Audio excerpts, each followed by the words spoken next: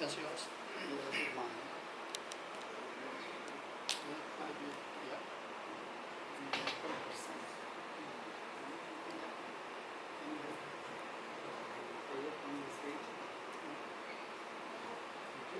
That's yours. No, did not. Okay, that's right. Call out Paul.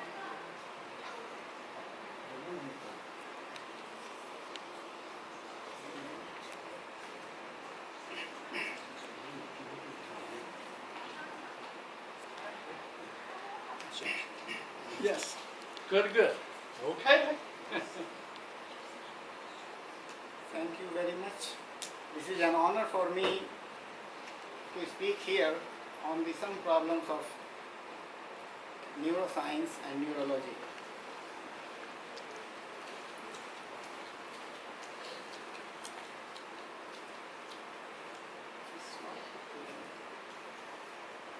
Anyway, I can do. This is we work in collaboration with U.S. Office of Aerospace Research and Development, Department of Defense, Swedish government, and Chinese Ministry of Science and Technology. Whatever we do is a new concept of making nanotechnological advances using drugs that are used to treat neurological disease. Can you do that? Yeah. Thank you. So together with our US colleague, we are using a US patent technology of nanowired delivery of drugs to see whether we can enhance the neuroprotection in neurological diseases.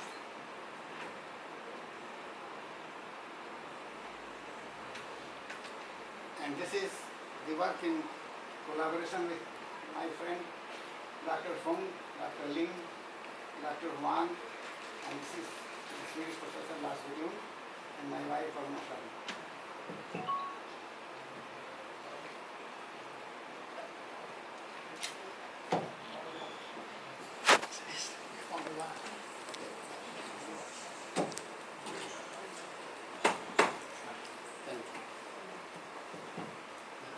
Thank you very much.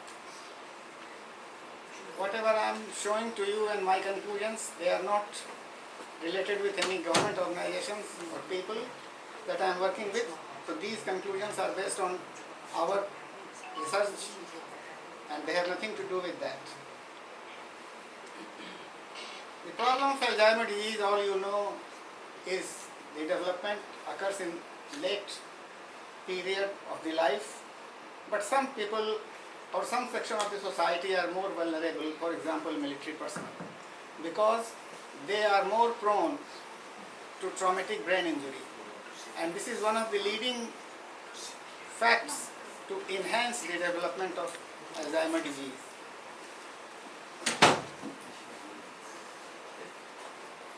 Our research is focused since last 40 years about the blood-brain barrier, because that is the gatekeeper of all brain diseases. Whenever it is open, we have brain pathology, and Alzheimer disease is not an exception. This is a quite serious problem in the aging population normally, as you know. Here you can see that in Alzheimer disease, the ventricular spaces are enlarged and also in mild cognitive impairment. This is another example that the ventricles in the human brain are enlarged gradually. Just to let you know that,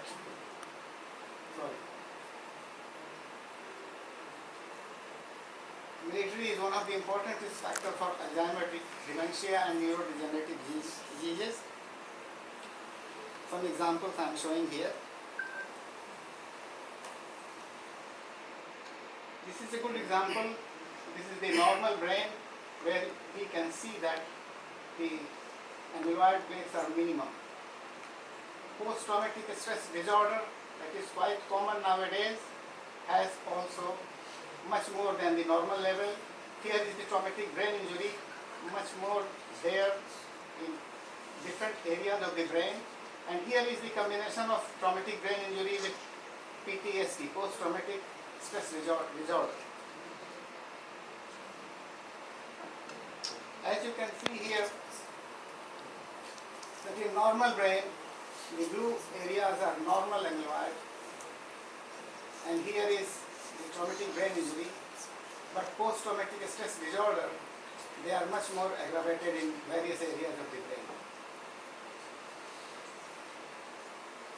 Another important point is that if you analyze different areas of the brain, frontal, cingulate, parietal, temporal and occipital, the PTSD has shown in most cases highest levels of amyloid deposit. But there are regional variation, as you can see. Some times ago, as we are talking about the effect of blood-brain barrier on various neuropathological diseases, that blood-brain barrier is permeable. And this is one of the examples that shows that one factor, plasminogen, is activated, and that is one of the responsible agents in Alzheimer disease pathology. At least this was examined in mouse model. This suggests that value in periphery, like plasma markers, are influencing our brain function. This is a very old data from Maastricht University in Netherlands, and showing probably for the first time that in mild dementia cases there is a leakage of blood-brain barrier. This is one of the most important findings in this area.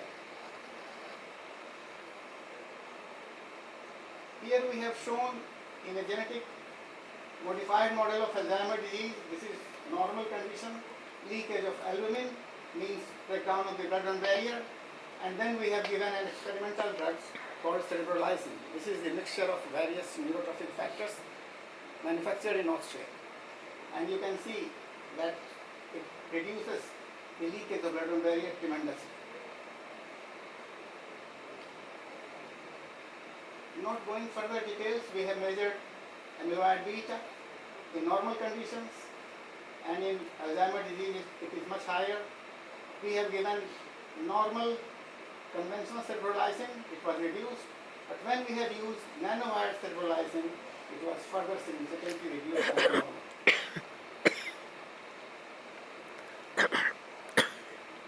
Tau protein we also measured, and using nanowired cerebrolysine, it has reduced significantly. Means nano delivery of the same compound that has some effect is much more enhanced when it is given with nanowired delivery. This is an experimental model where the Alzheimer disease pathology was created by infusion of amyloid beta peptide.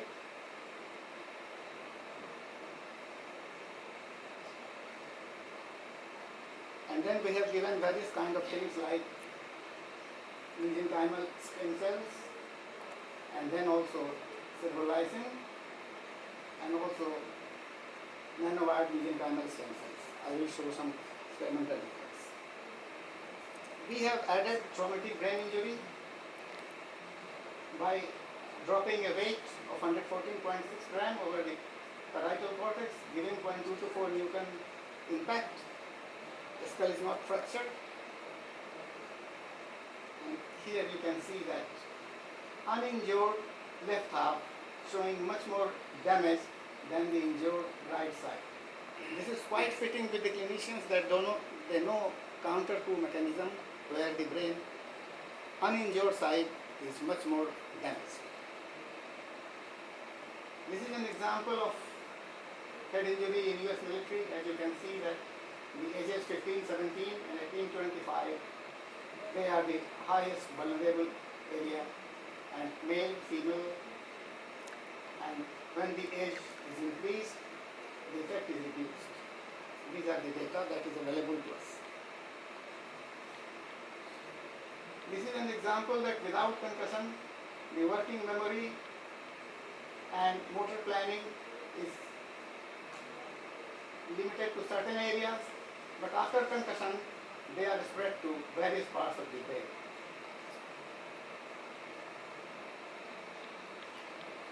Therefore, we believe that that nanodelivery is one of the important aspects that should be examined for research in various kind of biopharma industry. These are titanium nanowires, and this is US patent to label drugs. This is Dr. Wang and this is Dr. FengXian. They are University of Arkansas in Fayetteville. They are the inventor. And we have also labeled the stem cells on nanowire, and they are much more longer, effective, and survive. Just showing some data that blood-brain barrier, brain edema formation, neural injury, amyloid, beta peptide deposits, and albumin positive cells. ABP infusion, enhanced, and traumatic brain injury plus AD as further enhanced. Nanodelivery of cerebralizing is able to reduce a bit in all cases. Nanodelivery of mesenchymal stem cells also reduced all parameters here. But when we have given nanodelivery of mesenchymal stem cell with cerebralizing, the values are significantly reduced as compared to the other areas. This is an example of the untreated neural injury in left cerebral parietal cortex, nanowired mesenchymal cell alone, nanowired cerebralizing alone, and here is the combination of nanowired cerebralizing plus nanowired mesenchymal stem cells. The cells are looking near normal.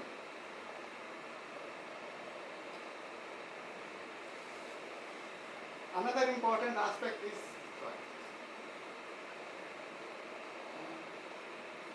neurolizing, that is important part in traumatic brain injury as well as in Alzheimer disease model. As you can see, they are very much integrated with amyloid peptide. So in this case, we have used normal, this line, traumatic brain injury, ABP infusion, traumatic brain injury, and nanowired cerebralizing plus AD model. And here is nanowired cerebralizing, nanowired neurolizing model. What you can see that all areas are significantly reduced as compared to these values. This is an example that traumatic brain injury untreated, the hippocampus showing much more damage, widespread edema formation, traumatic brain injury plus cerebralizing, normal cerebralizing, there is some neuroprotection, but when we have given cerebralizing plus neurolizing, the neuroprotection is certainly much more advanced, means much more better. Our military populations always are under stress. And stress is not a good thing, as I shown you previously. So we have combined resistant stress in Alzheimer, and as you can see here, this is untreated amyloid data and treatment with nanowired cerebralizing, monoclonal antibody of ADP and serotonin antagonist. There is significant difference. The same thing is happening, Alzheimer disease plus resistant stress, untreated, so many bad neurons, but when they were treated with multiple drugs with nanowire, you can see that the pathology is significantly reduced.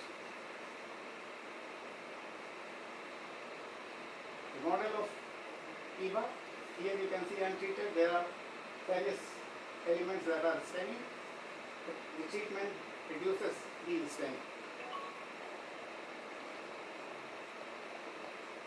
CD86, another example of microglial activation. Here you can see that significantly reduced.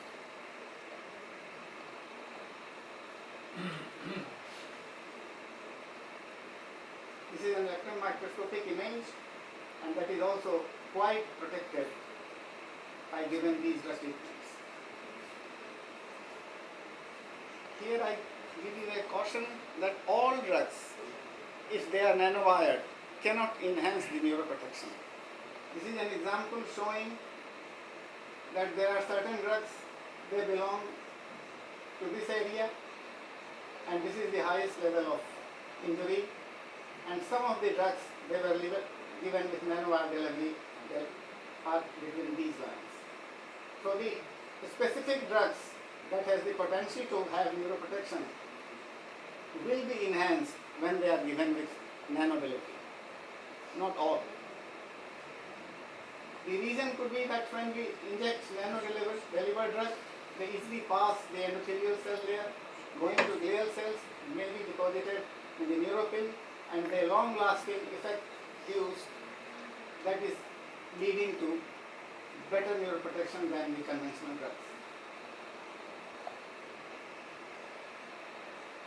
Nanowired leveling of antibodies was recognized as one of the 25% innovation of all submitted data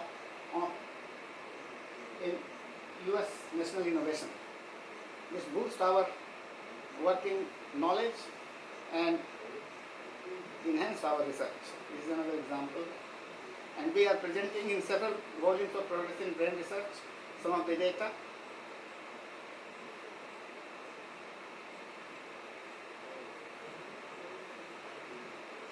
So I can say that based on our observations, we believe that if the drugs are given properly with nano delivery, whether it is nanowired or any other material, they have better effect than the conventional drugs.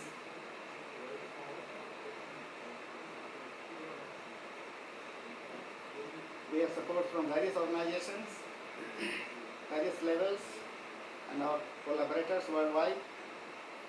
I am from Uppsala University, and thank you very much for your kind attention.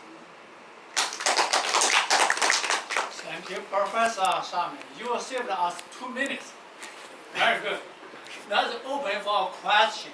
Anyone have any comments, question, please? Dr. Sharma, since brain neuron communication is very important for Alzheimer disease, you know, traumatic brain injury could cause damage for the brain cell communication. Is there any speculation from your research, your experience? In relation to what?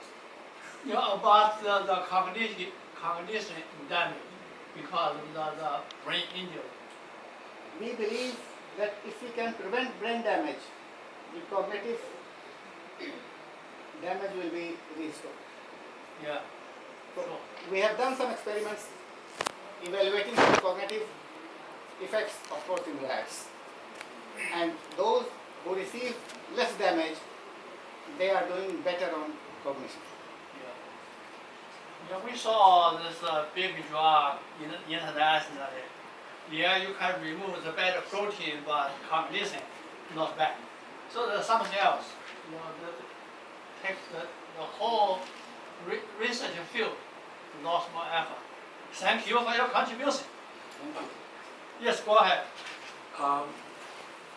Back to epidemiology, you mentioned soldiers who have stress have a risk factor for Alzheimer's disease. But if you compare same age group, let's say military personnel, to employees of a state having easy life, what is the significance? What is the difference in the risk? First thing, what you say easy life? The professionals or senators? Employee of the state sitting on a desk, moving paper from one side to the other and sometimes signing. I tell That's you, easy life. I tell you, this is not an easy life. This is severe stress with them. Well, You can agree or disagree. where's the stress? Stress in daily life, including the bureaucrats, including the police commissioner. They have severe stress in their life, and if it manifests much more higher, then it comes to disease. If you look the data, people are having Alzheimer disease, and even, for example, the US president has Alzheimer disease. You might be knowing. And he has all luxury life than any normal person. Why he should get it? You are sitting here but I cannot say that the stress part is not in your brain. Yeah, but then epidemiology is nonsense if everything is the same and It's not, it's relative, yeah. Everyone has stress at certain point of their lives. You cannot deny. If you deny, it means it is a false denial. You accept it or not, but this is true. We are sitting in a conference hall, but there are many persons sitting, they have different level of stress. Whether stress is causing pathophysiology, it depends over time. Thank you for your questions. Okay, thank you very much. Thank you.